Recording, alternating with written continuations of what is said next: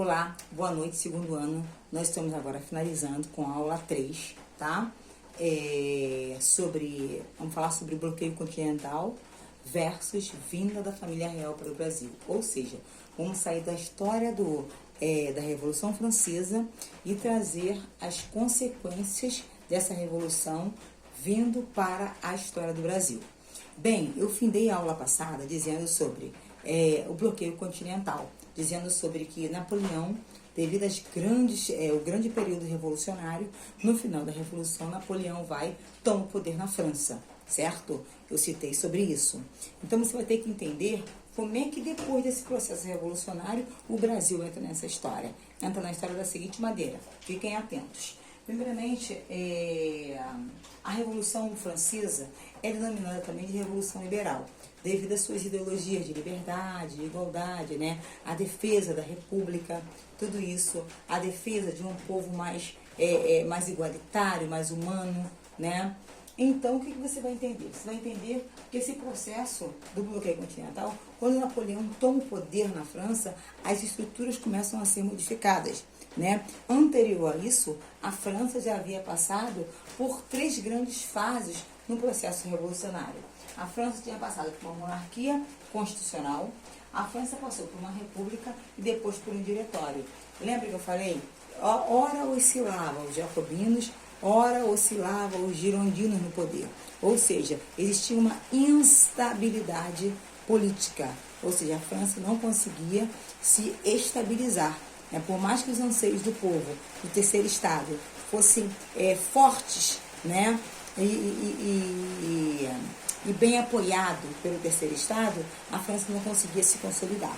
Devido a esse grande fator, Napoleão, em 1799, Napoleão dá o golpe este, denominado de golpe do 18 Brumário, né? Quem era Napoleão? É um homem que já vem do exército, era um militar, um homem que chega na França se auto-intitulando cônsul e posteriormente ele é aclamado imperador. Percebe-se então que Napoleão, ele começa o seu poder como ditador, depois Napoleão, ele começa a se consolidar na França. Ele percebe-se então que ele ganha um grande apoio por parte da elite francesa, que vai ajudá-lo a governar a França. Só que Napoleão tinha um grande problema, ele tinha uma grande característica, ele odiava os britânicos. Por quê? Enquanto a França tinha um poderio militar muito grande, a Inglaterra tinha um poderio econômico. Só que Napoleão sempre estava envolvido em constantes guerras, né? Isso, querendo ou não, vai fragilizar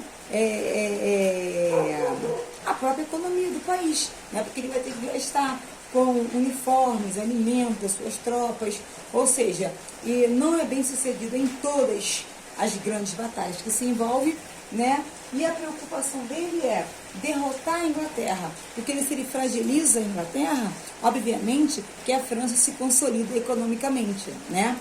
Então, em 1806, como se fosse uma estratégia para acabar com o poderio econômico, ele cria então um bloqueio denominado de bloqueio continental, né? Qual o período?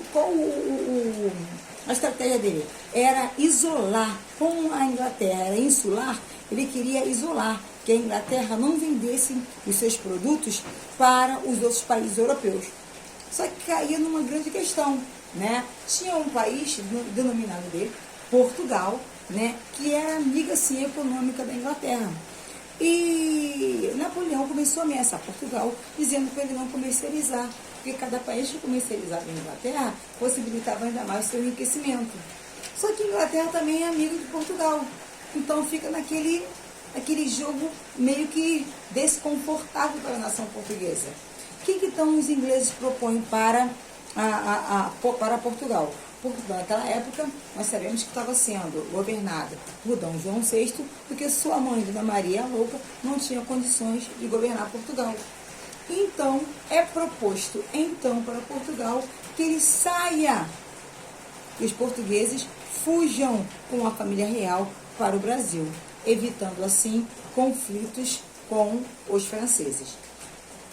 Portugal obedece, assim, a ideia, aceita a ideia da Inglaterra, ele foge com toda a família real né, obviamente protegido pelo exército britânico, ele chega ao Brasil então, né, Dom João VI com toda a família real.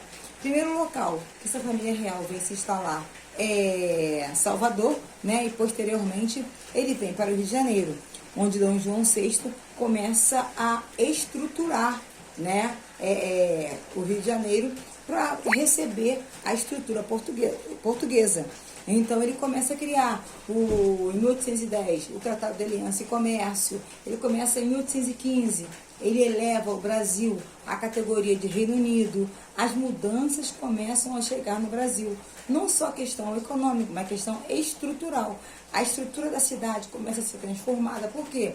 O Brasil agora não era mais uma colônia. Ele agora é Reino Unido de Portugal e Algarves a partir de 1815. Ou seja, a estrutura do Rio de Janeiro para receber a corte começa a ser modificada. Mexe-se então no Jardim Botânico, começa a mexer na questão das universidades, né? Portugal também traz uma gama, uma biblioteca rara para o Brasil. E tudo começa a ser transformado para que o Rio de Janeiro comece a ter um estilo mais clássico, semelhante como a família real vivia em Portugal, tá ok? Então, por esse motivo, tem uma grande relação em falar em Revolução Francesa, falar em Napoleão Bonaparte e falar em Brasil, tá ok? Então, os portugueses, querendo ou não, eles desobedeceram as ordenanças de Portugal, né? Preferiu, então, para que não traísse a nação inglesa, preferiu vir para o Brasil para poder viver mais livremente.